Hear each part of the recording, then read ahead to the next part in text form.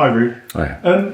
Given you're here, I'm guessing you're going to be leading the side on Sunday. And beyond that, what's the situation? I'm guessing that too. So yes, as I said, it's going to be a short job as an interim. That was communicated very clear, and I was happy with that. I felt that I was called upon to help the club forward in this situation, and obviously it was difficult, and that Erik had to leave. I was very disappointed, obviously with mixed feelings, but after that you have to switch and the mindset to win, because in the end 75,000 people waiting and celebrating and millions watching at home. So I think that's what we try to do, and same for Sunday at least, and then after that we'll see. Have you spoken much to Erik since Monday? Yes, I've seen him Monday here, and I've spoken to him yesterday before the game. Obviously very disappointed and touched because he really cared for the club. I said also yesterday that in the first conversation we had over talks, that for me to come back to the club with him, I really felt that he cared and loved the club and wanted to bring this club forward, and that's why we connected, and that's why he's also heard that he had to leave, but also proud of his achievements here with the 2 cups, and obviously the history that he's leaving with that. Ruud, can you explain why it's not worked out? When we saw everyone in Los Angeles in the summer, there was a lot of optimism around the club. The signings came in. Yeah. It seemed as though everything was aligned and ready to go forward, and it's just not happened. No, I think in the end it's also clear in football that the results. It's the results, and Erik also said, hey, we, as you say, in pre-season we had a new staff, and all very positive and working hard to bring the club forward. And obviously, there's things you can't explain sometimes. I also remember the Brighton goal we scored, Ghana via Josh in, and then you concede the 2-1. There's been so many games where we felt that we could get a better result for the way we played. I'm talking Palace, I'm talking West Ham, I'm talking Fenerbahce, I'm talking Porto. So. But in the end, we also know that it's about results, this game, and that's part of it, of our jobs. Just in terms of you said that the ownership of it said it's short term, go in and do it. Does that mean you're expecting to leave when the new manager comes in? And what does the future hold for you? Because you have been a manager, you could have been a manager before deciding to come back here. Yes, and I decided to come back here for a very important reason, that I'm here. And as an assistant, I came here to help the club forward. And I'm still very motivated to do so in any capacity. And as an assistant, and now as an interim manager, and after that I go back to my assistant contract that I have here. For this season and next, and I'm very motivated to stay here and help the club forward. That's my absolute goal. So, Ruud, it's your expectation that you will remain as an assistant manager when the new permanent manager is installed? We will see, but it's a contract situation that I'm in, and my desire to help the club forward. So I can speak to you about my side of this story.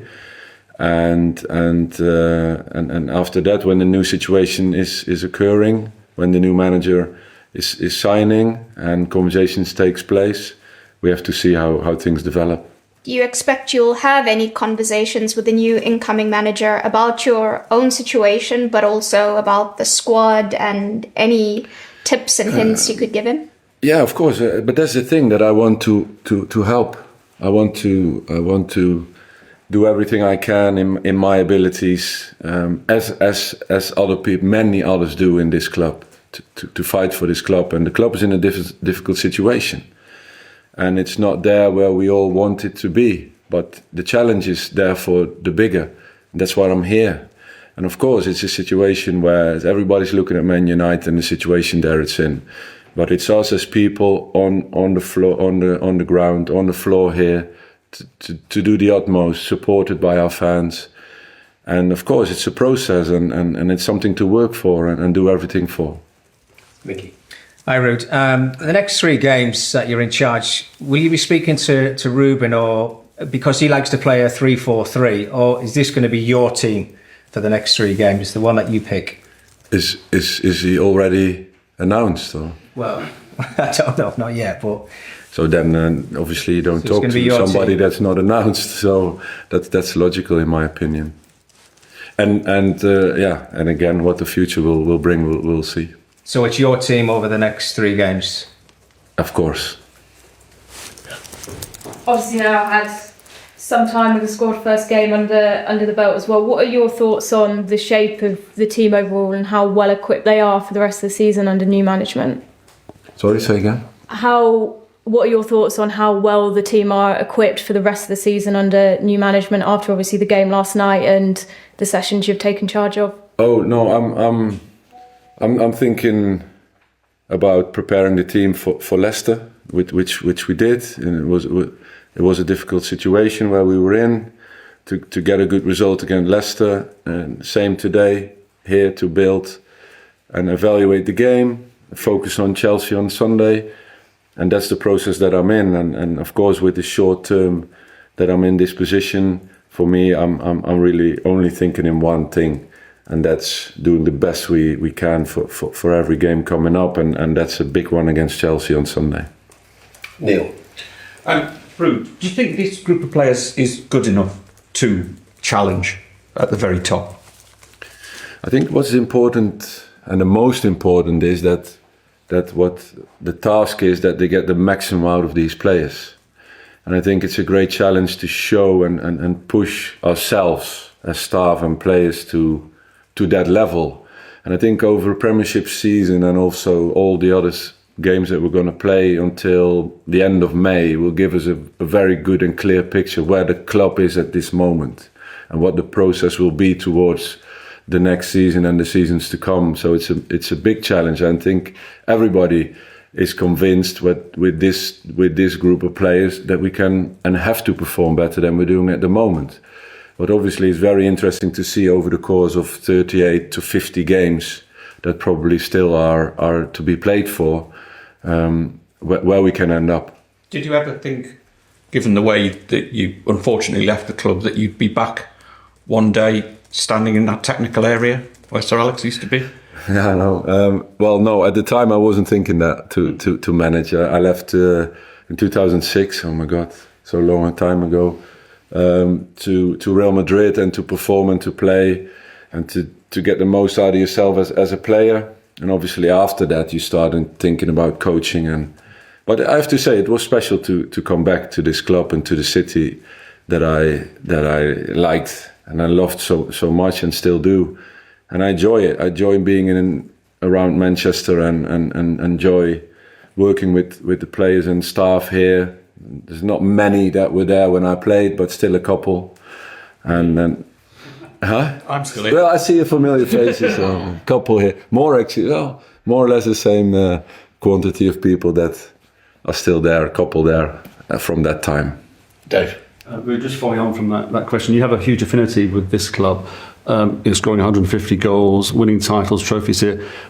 How different was it for you last night, being in charge, being on the touchline there, compared to playing? What was the difference in the feeling and the emotion and the whole mindset?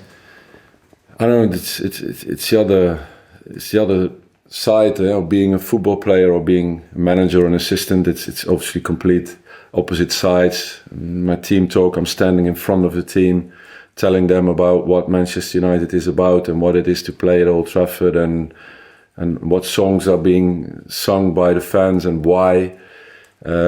So you try to transmit that feeling, that lovely feeling for playing for this club. And I think it's a proud moment to do that and to share that with players and what they were transmitting on the pitch and also the way it interacted with the supporters also towards me. It's an unbelievable support and it only strengthens me to do the utmost to especially short term for Sunday, Chelsea. Samuel. Hi, Ruud. I know it was a tight turnaround between the games, but did you speak to Sir Alex Ferguson before the game last night? Yes, I spoke to him. He wished me luck.